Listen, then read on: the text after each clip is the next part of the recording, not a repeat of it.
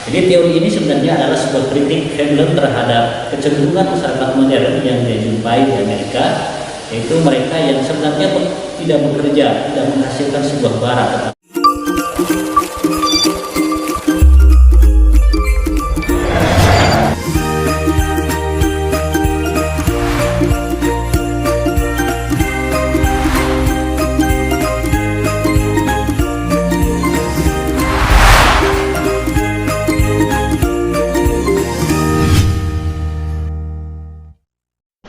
Bolehkah orang kaya memamerkan kekayaannya? Kata Veblen, tidak boleh. Ini adalah sebuah analisis sosiologi yang dikemukakan dalam sebuah buku yang ditulis oleh seorang sosiolog berkebangsaan Amerika bernama Thorstein Veblen. Sebelum masuk ke situ, saya akan memberikan informasi singkat tentang biografi dari Veblen ini. Veblen lahir di Wisconsin di Amerika.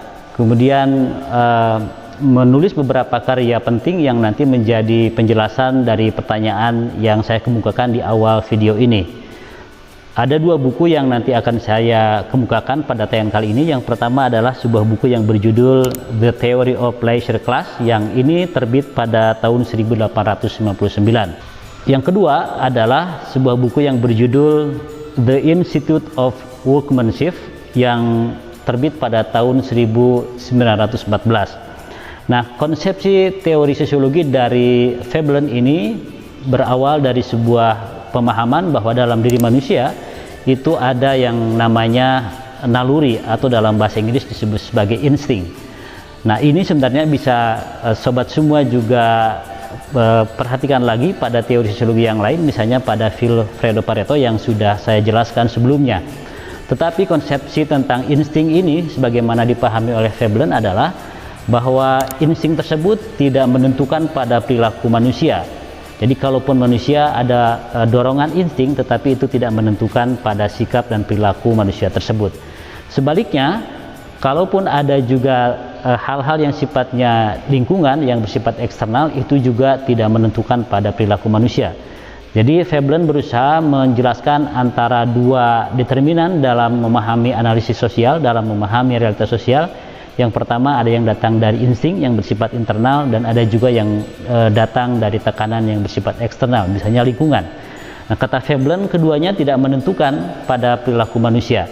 Nah, selanjutnya Veblen menyebutkan bahwa insting atau kecenderungan atau naluri yang ada pada manusia itu hanya sebuah rangsangan saja, di mana manusia nanti akan melakukan satu tindakan, tetapi pada akhirnya justru manusialah yang nanti akan menentukan pada tindakan seperti apa dan pilihan yang mana yang ada dalam diri manusia. Itu sama sekali tidak didorong oleh dua tekanan yang tadi, baik yang sifatnya instinktif maupun yang bersifat eksternal, dan ini ada dalam kajian sosiologi secara umum.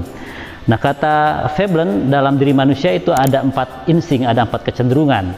Yang pertama ada disebut dengan insting ideal curiosity, atau kecenderungan insting ingin mengetahui terhadap segala hal, atau insting keingintahuan. Dalam bahasa sekarang disebut misalnya dengan kepo, orang ingin serba tahu, itu juga bagian dari insting manusia. Yang kedua ada yang disebut dengan kecenderungan insting of workmanship, atau insting untuk bekerja dan menghasilkan sesuatu, nanti akan memproduksi sebuah barang atau komoditas tertentu. Yang ketiga ada yang disebut dengan insting predatory instinct, atau insting untuk melakukan pembajakan. Ini misalnya adalah satu kecenderungan dari manusia yang ingin mendapatkan sesuatu tanpa ada usaha. Misalnya kita melakukan kejahatan, mencuri sesuatu, dan itu adalah bagian dari insting manusia menurut Veblen. Yang keempat adalah kecenderungan untuk bersikap baik terhadap kerabat terdekat atau terhadap keluarga-keluarga yang sangat dekat dengan kita. Itu adalah 4 insting dari manusia yang kata Veblen akan punya pengaruh dan juga menjadi pertimbangan seseorang melakukan sebuah tindakan tertentu. Nah, khusus untuk insting yang terkait dengan produktif atau insting of workmanship, itu nanti akan dibahas oleh Veblen sebagai sebuah dorongan di mana manusia mau bekerja, dan nanti terkait dengan gagasan atau konsepsi yang saya sebutkan di bagian awal tentang sebuah konsepsi yang dikenal dengan leisure class atau kelas dalam sebuah konsepsi sosiologi disebut sebagai waktu luang atau kelas sosial yang menggunakan waktu luang. Nah, selanjutnya dari analisis tersebut kemudian Veblen juga ingin menjelaskan bahwa dengan adanya insting untuk bekerja atau insting produktif, maka nanti akan menimbulkan kerjasama di antara manusia dalam menghasilkan sebuah barang. Nah, dari situ kemudian ada sebuah istilah yang juga dikemukakan oleh Veblen bahwa man is an agent. Jadi manusia itu adalah sebenarnya sebuah agen yang di situ menuntut untuk sebuah proses interaksi antara satu dengan yang lainnya, terutama dalam proses produktif tadi. Tetapi kata Veblen, sebenarnya dalam tindakan manusia itu lebih banyak ditentukan oleh sebuah kebiasaan atau yang disebut sebagai habit. Nah, misalnya pada awalnya tindakan-tindakan manusia itu adalah sesuatu yang disadari. Misalnya kalau saya melakukan satu pekerjaan di rumah, misalnya baik dalam pekerjaan rumah, pada awalnya itu adalah satu pekerjaan yang disadari, tetapi karena dilakukan secara terus-menerus, secara rutin, maka kemudian itu menjadi sebuah pekerjaan, sebuah aktivitas yang begitu saja tanpa kita sadari. Nah, sesuatu yang dikerjakan secara terus-menerus kemudian menjadi sebuah kebiasaan atau habit, nanti akan berkontribusi pada tumbuhnya sebuah konsepsi yang nanti disebut sebagai pranata sosial atau institusi sosial. Nah, pada dasarnya perilaku dan tindakan manusia menurut Veblen itu dilakukan berdasarkan pada sebuah kebiasaan atau disebut sebagai habit. Memang habit atau kebiasaan pada awalnya adalah sebuah tindakan yang dilakukan secara sadar. Misalnya saya pada awalnya ketika mulai memakai pakaian, misalnya dulu ketika misalnya awal menggunakan satu barang tertentu itu melakukannya secara sadar dan mengingat bagaimana kita melakukan satu tindakan tersebut. Tetapi kalau perilaku, tindakan, aktivitas tadi dilakukan secara terus-menerus, itu akan nanti menjadi habit. Dan ketika sudah menjadi habit, kita kadang-kadang melakukan itu tanpa memikirkannya. Misalnya kalau sobat semua punya sepeda motor baru, mungkin ketika pertama kali memakai sepeda motor, kemudian ke jalan raya dan bertemu dengan lampu merah, mungkin akan berpikir tentang bagaimana saya menghentikan motor ini, atau apa yang harus saya lakukan dengan lampu merah tersebut. Pada awalnya akan dipikirkan sebagai sebuah proses yang sadar, diingat. Tetapi kalau melakukan secara terus-menerus dan kemudian menjadi habit, maka ketika sobat semua menggunakan motor lalu ada lampu merah, itu secara otomatis tidak lagi dipikirkan. Nah, itu nanti pada perkembangan selanjutnya bisa menjadi sebuah lembaga atau pranata sosial dalam kehidupan manusia. Tetapi kata Veblen, institusi sosial itu tidak menjadi sesuatu yang tetap, stabil begitu saja adanya. Karena pada dasarnya tindakan manusia itu tidak ditentukan oleh adanya sebuah pranata sosial yang nanti akan mengkonstruksi bagaimana cara manusia berperilaku. Dalam perkembangannya, manusialah yang kemudian nanti menentukan apakah sebuah lembaga tertentu itu akan dipertahankan atau tidak, apakah pranata sosial itu akan kemudian direvisi, diperbaiki atau tidak. Itu sangat bergantung kepada manusia. Nah, dengan ini Veblen ingin mengatakan bahwa yang menentukan dalam tindakan sosial bukan struktur sosial, bukan juga insting yang seperti dijelaskan pada bagian awal, tetapi adalah ada pada keputusan yang ada dalam diri manusia itu sendiri. Nah, dari situ kemudian Veblen juga ingin melihat sebuah proses evolusi atau perubahan sosial yang terjadi pada pranata sosial. Nah, dari situ kemudian Veblen melihat bahwa dalam perkembangannya manusia itu mengalami dua tahapan perkembangan yang bisa jadi mungkin tidak secara linear, tapi bisa jadi pada tahap yang satu lebih dulu atau tahap yang kedua lebih dulu. Tapi pada konsep dasarnya dua tipologi masyarakat atau dua tahapan itu ada secara bersamaan dalam kehidupan masyarakat. Nah, kata Veblen yang pertama berdasarkan pada insting-insting yang disebutkan di bagian awal yang 4 tadi.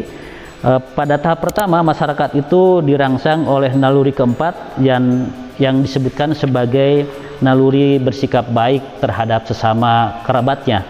Dan ini adalah satu bentuk yang nanti akan mendorong pada perilaku kerjasama antara orang-orang yang ada dalam masyarakat. Jadi sikapnya baik dan kemudian bekerja sama.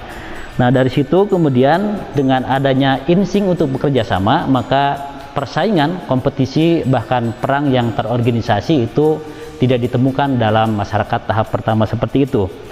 Nah, dari situ maka penghargaan terhadap orang-orang yang bekerja dalam hal ini terkait dengan insting produktif itu menjadi sesuatu yang bernilai. Jadi identitas atau nilai diri seorang manusia itu didasarkan pada kualitas bagaimana dia menjadi manusia yang produktif. Nah, dari situ kemudian ingin dijelaskan oleh Veblen bahwa kenapa kerja menjadi sesuatu yang sangat penting, karena kerja memiliki 3 poin. Yang pertama ada yang disebut dengan kepuasan. Jadi ketika seseorang bisa bekerja dan menghasilkan sesuatu yang produktif, itu artinya dia sudah mengeluarkan identitas dirinya dan kemudian mengatasi kediriannya menjadi orang yang bisa menghasilkan sesuatu. Jadi ketika kita bisa bekerja kemudian menghasilkan sesuatu, itu ada dimensi kepuasan dalam diri orang tersebut. Yang kedua terkait dengan penghasilan. Jadi kerja atau insting produktif itu nanti akan mengantar pada penghasilan, menghasilkan sesuatu. Yang ketiga adalah pada harga diri atau kehormatan. Jadi kalau orang yang bisa bekerja menghasilkan sesuatu, maka dia mendapatkan sebuah kehormatan dalam dirinya yang didapat dari orang lain dan juga dari masyarakat secara umum. Nah, dalam perkembangannya masyarakat kemudian berubah dan nanti lahir pada bentuk masyarakat yang tipe yang kedua. Dan yang tipe kedua ini sebenarnya adalah lahir karena pada perkembangan insting yang kerjasama tadi atau insting produktif pada awalnya mungkin akan melahirkan beberapa orang yang berhasil. Tetapi pada kita melihat orang-orang yang berhasil juga cenderung untuk bersikap menjadi sombong. Nah, karena kesombongan itulah kemudian nanti melahirkan kategori-kategori individu dalam masyarakat yang ingin mendapatkan sebuah prestise keberhasilan yang tidak menggunakan dengan cara produktif seperti itu. Karena itu lahir sebuah tipe masyarakat yang lebih didorong oleh insting predatory insting atau insting yang sifatnya membajak. Nah, dalam tahap masyarakat yang kedua yang lebih didorong oleh insting predator, yaitu insting membajak, itu ditandai oleh misalnya ada orang yang kaya tetapi tidak menggunakan insting produktif atau menghasilkan sesuatu. Nah, inilah yang nanti akan menggeser pada perilaku-perilaku dalam masyarakat, di mana penghargaan terhadap mereka yang produktif, yang menghasilkan barang, yang bekerja itu tidak lagi lebih istimewa dibanding orang-orang yang misalnya mendapatkan kekayaan tetapi tidak dengan cara produktif.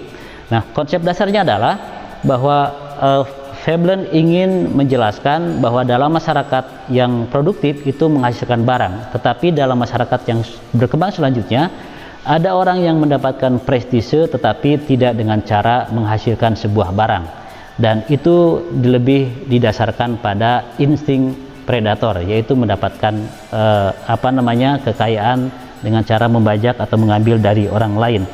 Nah, ini misalnya dijelaskan oleh Veblen, yaitu dengan adanya masyarakat modern. Dalam masyarakat modern itu terlihat ada satu perbedaan kata Veblen. Pertama ada yang disebut dengan bisnis, yang kedua ada industri. Nah, bisnis itu adalah sebuah usaha yang tidak menghasilkan sebuah produk komoditas tetapi dia mendapatkan keuntungan. Sementara industri kata Veblen adalah sebuah proses yang sifatnya produktif, menghasilkan sebuah barang, dan di situ penghargaan terhadap manusia menjadi lebih penting.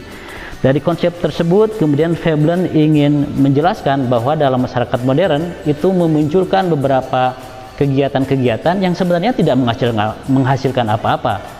Dia hanya mencitrakan dirinya sebagai orang yang kaya, kemudian melakukan satu kegiatan-kegiatan yang sebenarnya tidak menghasilkan apa-apa. Veblen misalnya menyebutkan beberapa, misalnya ada seperti ada fashion, lalu kemudian ada kegiatan olahraga, kompetisi dalam bidang olahraga, kemudian juga ada pertunjukan musik yang jika dilihat itu sebenarnya tidak menghasilkan sesuatu. Itu lebih sebagai menciptakan prestise yang dengan cara itu mereka kemudian mendapatkan penghormatan, tetapi tidak menghasilkan apa-apa. Nah, dari situlah kita sampai pada konsepsi yang disampaikan pada bagian awal dari tayangan ini. Apakah orang kaya boleh memamerkan kekayaannya? Kata Veblen, tidak boleh. Ini yang dijelaskan dalam sebuah karya yang disebut sebagai The Theory of Leisure Class.